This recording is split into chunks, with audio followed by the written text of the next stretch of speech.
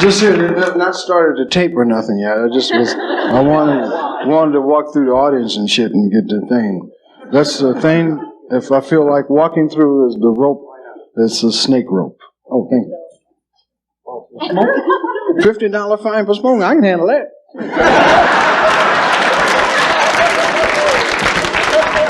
No, I was really comfortable. See, white folks take everything from me. I was smoking a bin of joints. Say, ain't no fine for that.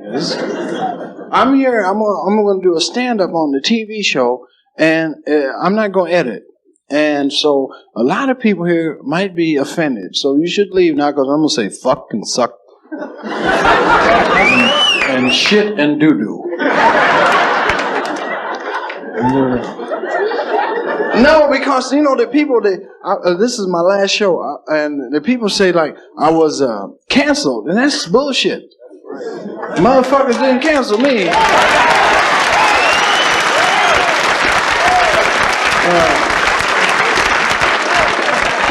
Let me say it so they can get on the air.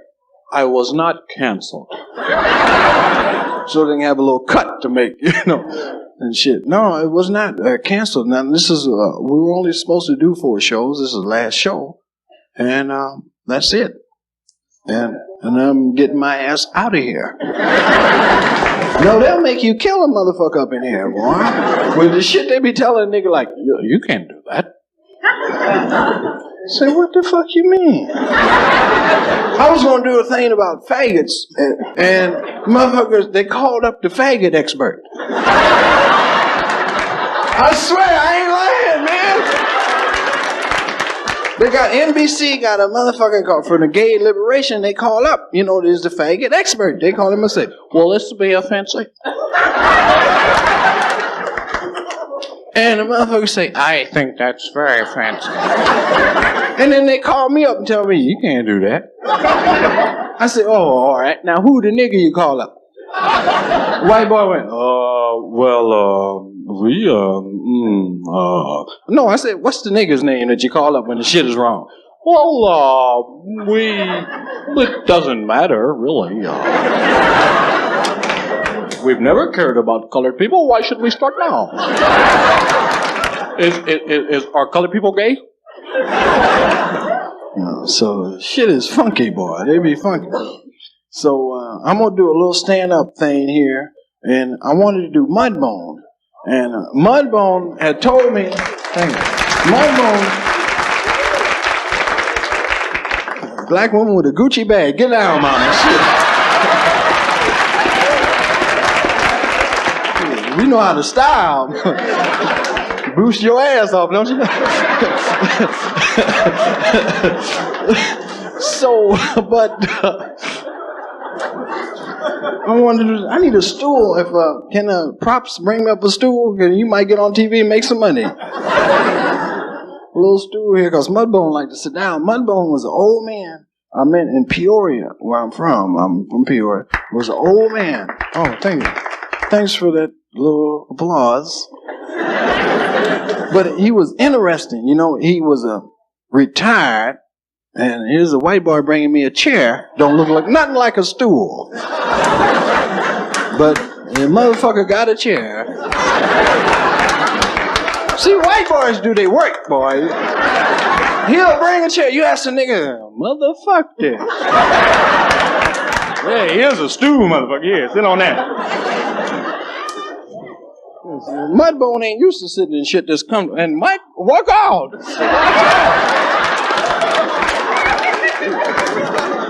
White folks doing the mic and shit. Made it for a short nigga, too. See, Mudbone is a person was born in Mississippi. And I know them well, you know.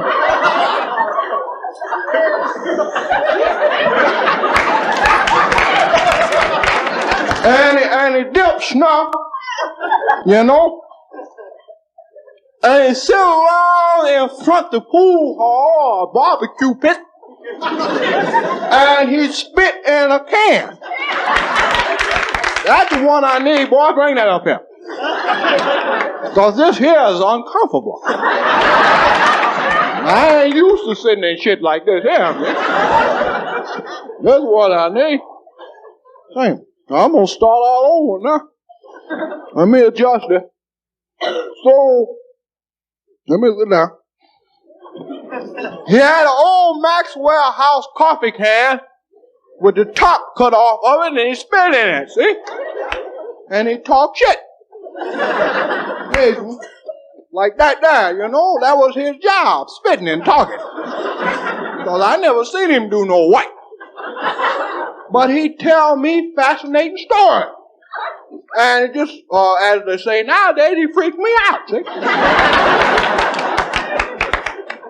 What? What the hell? You talking about a clean start? This clean you can get. Shit, I ain't worried about television. Mudbone don't give a fuck about television.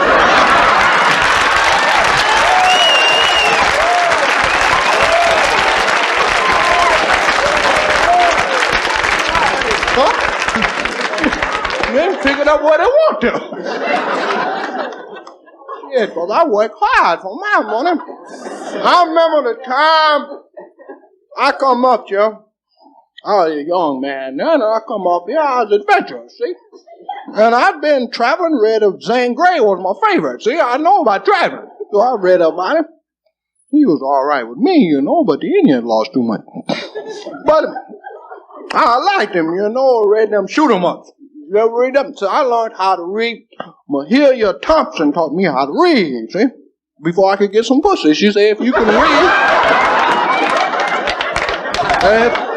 when you learn how to read this note I gave you, you can get some pussy. And she gave me a note, and I learned how to read, and the note said, no, you can't have none. That was the first thing I ever read, you know. It took me 2 years to find out I couldn't get none, you know. But she dead now, so fuck her, you know. But I was born in Tupelo, Mississippi. And I come up here, it was an accident, because I lived in Mississippi. I worked on a plantation, what they used to call them in there. You young people don't know nothing about that, see? The plantation, see? I worked on it, Mr. Johnson's plantation. He's a good old white man. He's a white fair. Yeah, no, he was fair. But he had a son named Junior. Now, he was hard to white for. Because he's cockeyed. That's right. Eyes went every which way, you know. And we called him Cockeyed Junior, you know. And he was hard to work for because he said, hey, nigga, pick that up. You know, 4 or 5 niggas been down, you know. Because you didn't know who he's looking at, you know. I talking about like this here.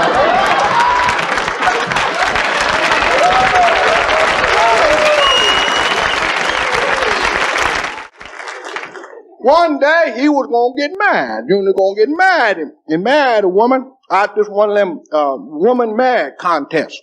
They had a book, you know, you write for your bride, you know. He wrote for her, showed me the picture, you know. I looked at it, I laughed, but not out loud, you know. I said, well, shit, that's what he wants. He cockeyed, she ugly, what the hell?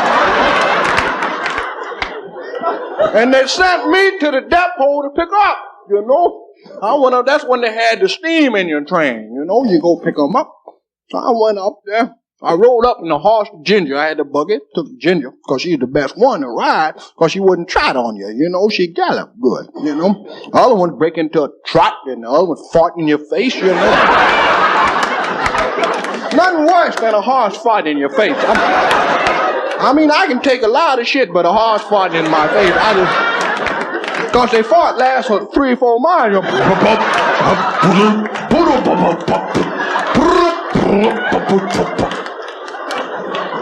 Very rhythmic too, you know. They don't just fight. There's a whole lot of rhythm.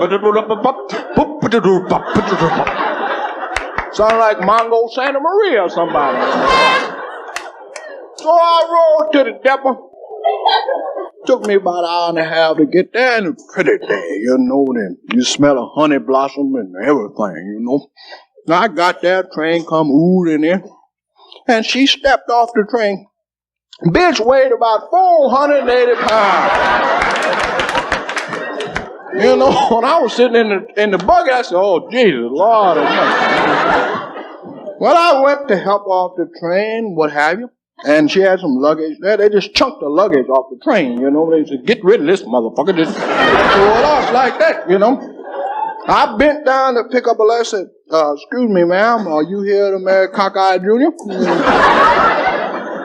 And she had an attitude. Yeah, I'm my God. I said, what are you the lady? I'm here to pick up. You know, and I bent down to pick her shit up. The bitch slapped me upside the head. Yeah, good one, you pop. I said, what? Goddamn, what the fuck? Shit, you know. And niggas wasn't allowed to have hair in them days. It was just plain skin, you know. Hurt the shit out of me, you know.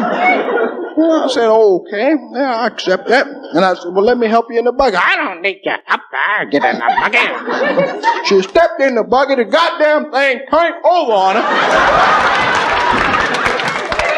And I started laughing and shit, you know.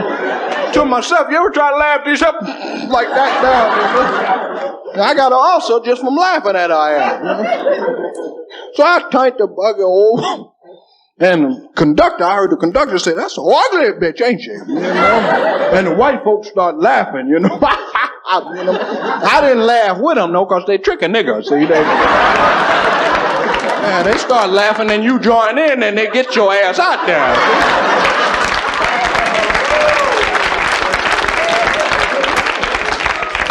So I accept that, you know. So I get in the buggy, take on home. We ride 20, 30 minutes, and she hit me upside the head again. One of these good ones, sound like a bullet, said, "Pryor!" Shit, I thought she shot me or something. What the fuck, goddamn? You know, I'm gonna kill this one. I'm saying this to myself, though. I ain't gonna say this out loud. You know, but I'm thinking on her ass, you know. We get home where we're going to. I introduced her to a fiance. You know, I help out the buggy too, big, and I had to hold tight because it's strong, you know. She stepped down, all these muscles were torn loose and shit. You know? I helped her down, and she walked around and stuff, talked to her husband real nasty. Well, where's the bedroom? What are we gonna do? You know, what you gonna do? And Cockeye Jr. point to the wrong place, you know. He point all out in the field. We had to move his hand over that way. Shit. So they in there that night doing it. We had to listen, you know. We in there doing it. He didn't do no damage, but he was in there making noise, you know. In there hollering, woo! Brittany was hollering. He stuck his dick in the lantern, you know. But he didn't know it was hot shit. He didn't know it. We say, shit, Junior, you in big trouble, you know. Burn all the head off of it.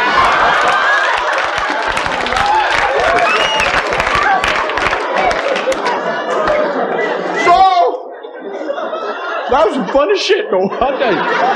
So, I remember I fixed a trap for her ass for hitting me upside the head. See? She had to go to the outhouse. I knew that, you know, because I saw her eat dinner. She ate 4 pounds of greens, you know. 8 tons of turnips. You know, I said, yeah, I got her ass now. She be out there any minute now. And I fixed it up. I cut the bottom out the outhouse, you know. So she come running out there. Where's it at, Daddy? Where's it at? He pointed. So she went the opposite direction. That's how she knows she right, you know. When she went to sit down, the motherfucking thing fell loose, and she fell in the sack boot. So I laughed my ass off. I wasn't mad at her ass no more either.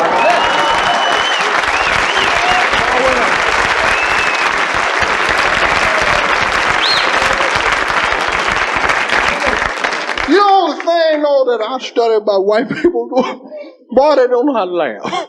Because Junior wasn't laughing worth the shit when he come out there. Now, he cockeyed and all wrong. He come running out there. He tripped his ass in there, too. See? Fell on top of her. Then they had to call the fire department to pull him out, you know. And I came up north after that, you know. I got in a tractor and drove up there. 782 miles. On 1 tank of gas.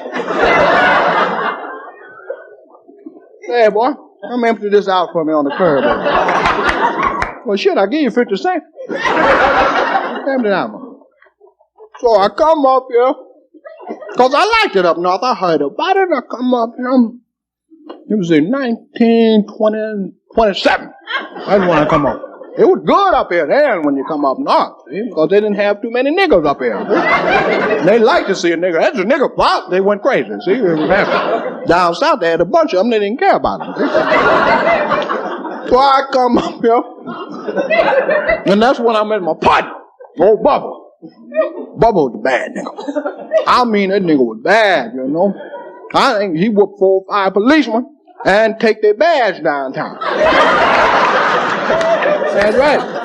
He should take their gun because they beat the shit out of him with them clubs.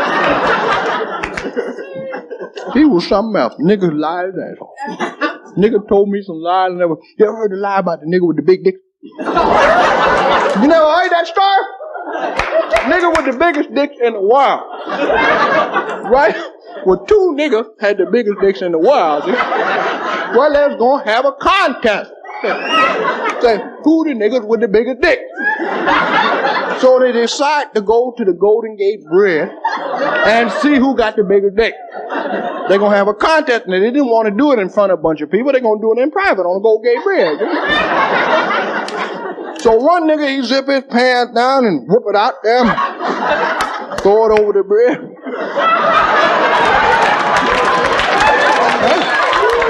Other nigga, he zip it down, whoop it over there, and they stand there about 5 minutes, you know, seeing who got the longest. One nigga finally say, God damn, man, this water cold.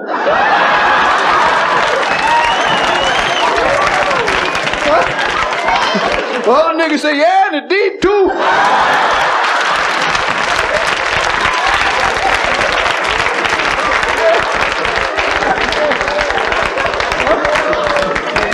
Yeah, in the deep too. God damn, that nigga lying there. Nigga got in big trouble though, you know. He was fucking with a girl from New Orleans. And I told him about fucking with her because she could put that voodoo on his ass, you know. Put the mojo on him, you know. But he kept fucking with him, you know, chipping every now and then. That's right, chipping, right? You know the way. Same shit you be doing.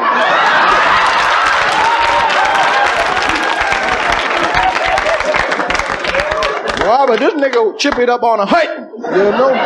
That's right, because this bitch put something on his ass, man. I saw the nigga about a year later. The nigga was sick, his eyes was bleeding, blood coming out his hair, dripping down like this, dandruff falling out his ears, and his chin, the Adam apple, kept jumping out like that now. Nigga weighed about 102 pounds. I looked at the nigga said, who am I? I said, how the fuck I know?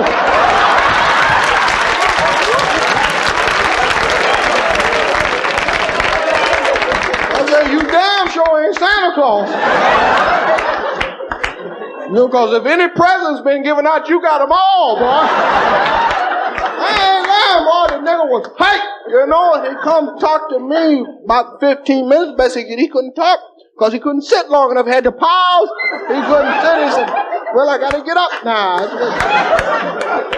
I said, what happened? He said, the girl from Louisiana done put a height on me, boy. So I went in the house, and she had 2 forks over the door with some okra on it. And I knew right, I said, oh shit. Said, that's your ass now, boy. I said, well, the seeds out? She said, you goddamn right. That's a show sign, you know. But I knew a voodoo woman lived across town named Miss Rudolph.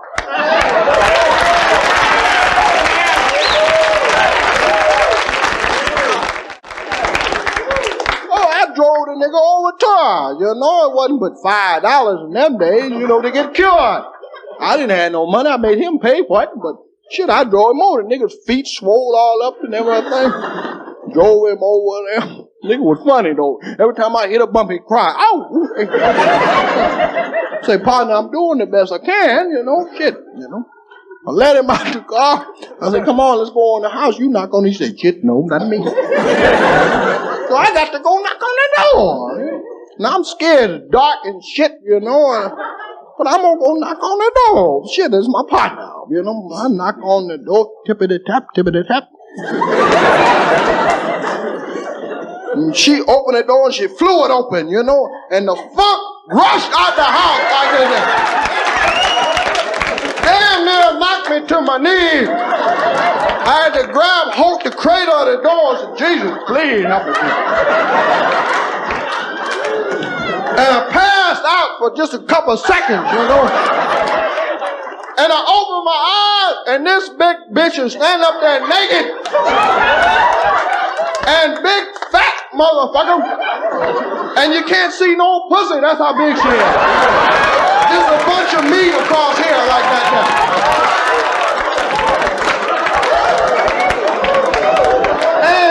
And got the biggest titties in the world.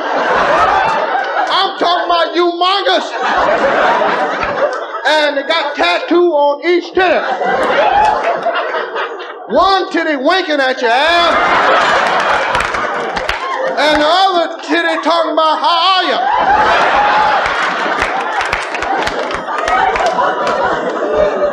And I start praying right away. Jesus, help me, you know. Oh, shit, I'm a Christian. I don't know what the fuck she talking about, you know. Well, I must have made the right sign because she let me come in, you know. Crawl in. You know, I didn't get up, you know. I crawled in. And the funk and shit was in there stinking, boy. And I get in, I said, Miss, I know, Miss Rudolph, I heard about you. Please don't hurt me. And she said, I ain't hurting nobody. What you want? You know, she's irritated. You know, what you want? Like that. And she did that, and dust and shit flew out of her arms. You know? Oh, myself. You know? I said, boy, I must love this nigga to do this here. I started to cut him loose there 2 or 3 times. You know? Well, nigga can't run. I gotta run that car we brought over, you know.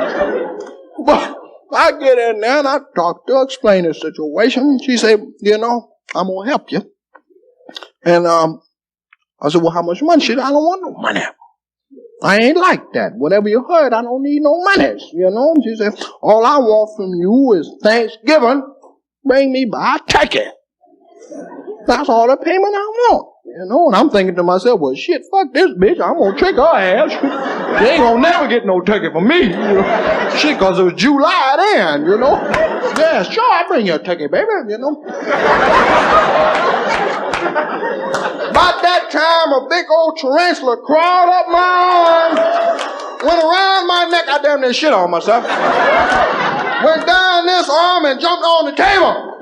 You know what I mean? I start trying to stop that motherfucker. I put my hand on top and press real hard. I lift my hand up. The goddamn tarantula's gone. I said, oh, Lord. I said, what happened to the tarantula? She said, well, that's all right. If you don't bring me that turkey, you will see him again.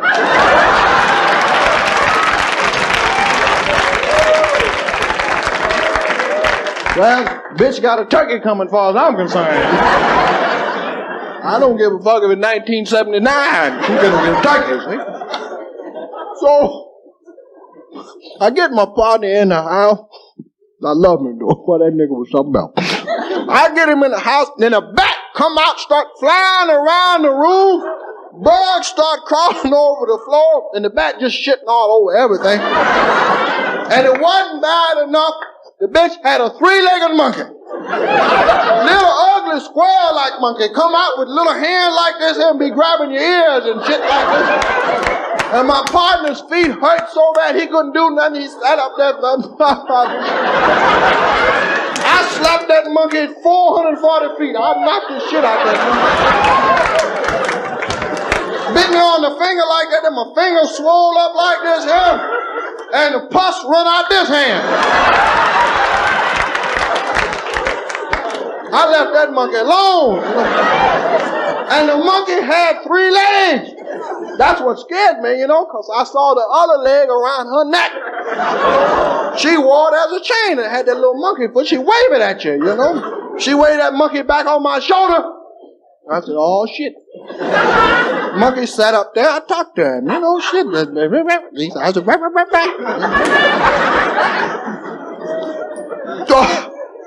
She said, I understand. She had some cards she turned over, 3 or 4 cards. She turned over and mixed them up, threw a little rice over her shoulder, had some salt, and she ate it.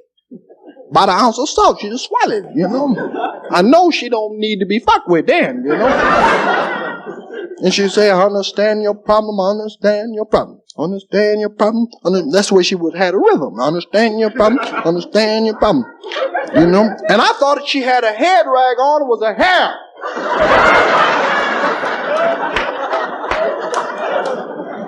Understand your problem. And she said, I'm going to fix it up because my partner's feet hurting bad. Nigga got feet, look like he got elephantitis about the feet. Swole up his feet. Well, I'll tell you what his feet look like. Have you ever seen an empty barrel? Well, that's what his feet look like. It looked like the bottom of an empty barrel.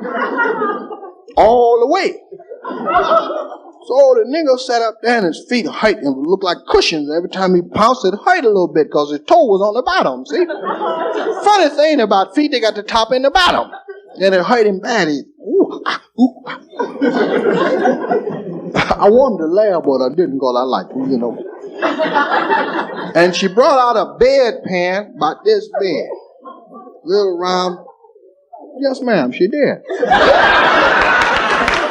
If I'm lying, I'm flying. She brought it out like this, and she said a few magic words, and then she pissed. She pissed in the pan. Did you hear what I said? And she pissed for 15 minutes. And I don't mean no ordinary piss. I'm talking about strong ammonia piss. She overrealized that room with this piss that came up like that. And I said, my God, I can't stand it, And she said a few more words, zabba, zabba, whatever, Then she told my partner, said, put your feet in the piss. They had to carry me out there. So, boy, this nigga put his feet in that piss, I'm blue. Well, I guess nothing from nothing leave nothing, because the nigga put his feet in the piss. I had to lift his foot up. One of them fit in there, thought the other one gonna fit in. I said, oh my God, the bitch gonna piss some more. I had to push his feet down in the piss like that there, Covered up, got a little on my hands, I don't care, And she said a few words over it, and the piss come into smoking, and the lights start blinking, the monkey jumped out the window, went crazy, and the piss turned blue. I swear to Jesus, piss. I said, oh my God, because I ain't never seen no blue piss. I said, man, look at the piss. He said, yeah, blue. Well, he took his feet out the piss, and they was healthy. The boy had healthy feet, but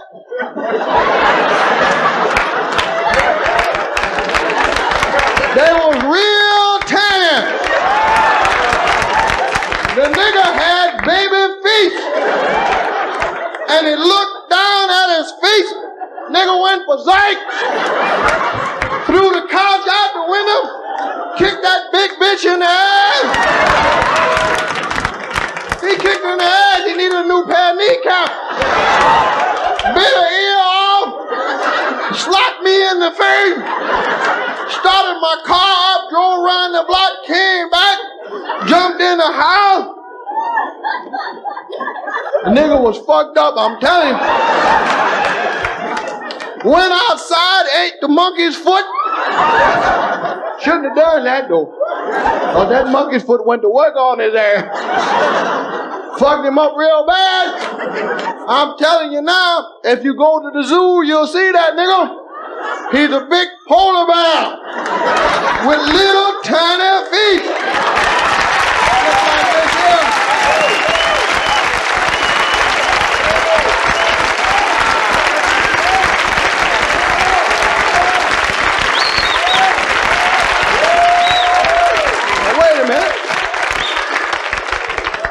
Nigga, shit ain't over yet. I ain't gonna leave you with what you know. I'm gonna bring something new to you.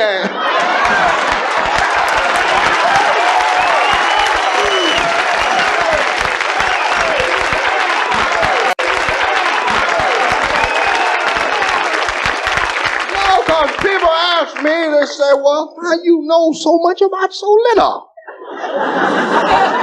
But I know stuff. I worked hard all my life. I worked 35, 40 years down the packing house, I get a pension, That's right, because when you work that long, you're supposed to get a pension. I get a little like $127.50 a month. That's what I get, retired. Shit, that's a big piece of paper, see? Because I don't fuck around much, Pays my rent, do my business, and I have a little money left over, go to church. I love to go to church. When the church, I got a church I go to. The preacher, let me tell you something, every Easter he does a hell of a sermon. Reverend Jackson, boy, that nigga can preach. He go to his church, and on Easter he does the resurrection. Yeah, he be in a casket. He come out in a casket, and he resurrect his ass out the casket. And he have a rope. They pull him on a rope. He come out the casket. He float around like that and does a sermon. Last year the rope broke on his ass. Damn near killed himself. This year I done spent a little money. I hope he gets some piano wire or something. Something to hold his ass up there. But I like that. I think that's fascinating, I think kids ought to see that shit, Fuck Disneyland. They ought to see that motherfucker float around the church. That's something to behold, I'm telling you. I don't do no bad stuff. I'm all right. I'm regular, Get a little pussy every now and then. $10 pussy done went up, I used to get pussy for about $2. You know how much pussy costs nowadays? Cost you $10, you got to pay $2 for the room. Well, shit, I'd rather pay $2 for the pussy and keep the 10 fuck outside.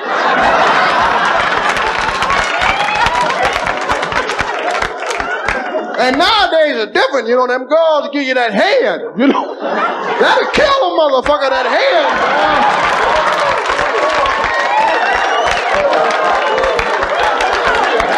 I paid $10 for some head. It was so good, just damn near killed me. I said, baby, I'll give you 40 if you quit. I ain't lying. And thank you, Jesus.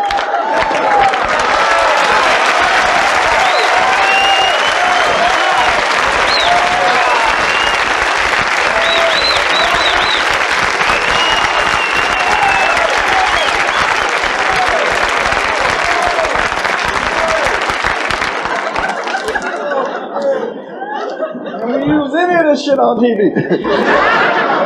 Thank you all very much from my heart. Thank you.